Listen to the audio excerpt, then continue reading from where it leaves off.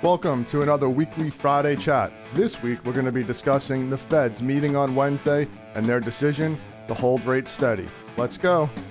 All right, so I am back after Labor Day weekend and all that. As you can see on my forehead over here, it's peeling. Don't be alarmed. We were at a horse show last Sunday and it was beautiful out, but sometimes when it's so nice out, you don't realize when the sun's beating on you. And all of us and all the parents came home and kids basically looking like tomatoes, burnt red. So I am peeling. So please bear with it. But what we wanted to do today is, yes, it's Saturday and it's the weekly Friday chat, go figure. But I've been so busy and it's really your fault because I've been getting so many introductions, referrals, recommendations to loved ones, family, friends, trusting me to help guide them in their retirement journey. So thank you so much from the bottom of my heart. I really appreciate it. It means the world to me when we get introductions to folks that you care about because you feel like I'm doing a good job for you.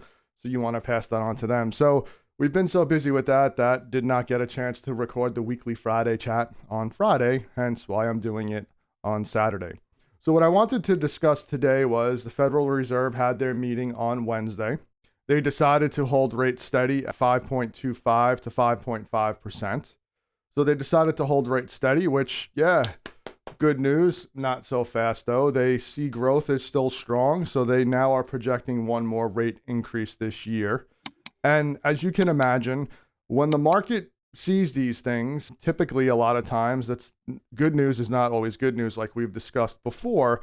So what happened was because we held rates steady, which was the anticipated move, the wording of what the Fed was saying is that they do expect one more rate increase this year, kind of let the market to, hey, this is not so much good news because there's still signs of strong growth, possible inflation could creep back in.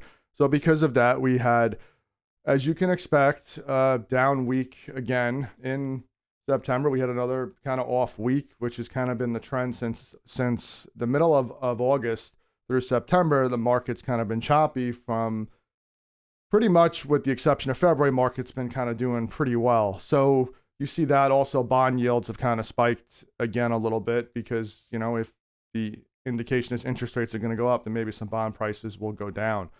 So that's where we are. That's what we're seeing. The Fed is still anticipating gradually lowering rates going all the way out to 2025. There's an old saying, though, is that the Fed raises rates up a ladder, and then what happens is rates come down the elevator. The Fed thinks this time they're going to be able to do it different, although I can say that they've screwed things up already, so they'll probably screw up the down, and it will be on an elevator.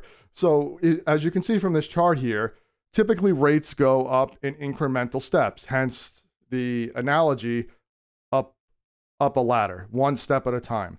And then the analogy is what happens is they get too aggressive.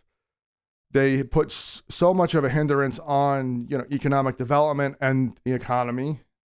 And then what happens is they have to dramatically drop rates, hence the analogy straight down the elevator, which you can see from this chart. Rates gradually go up and then they come down. The Fed thinks this time is going to be different, and they're going to be able to step down at the ladder rung and do it gradually. We shall see. Who knows? All right, that's a wrap on another weekly Friday chat, Saturday edition. I'm recording this Saturday morning. Hope you guys are having a great weekend here in the Northeast.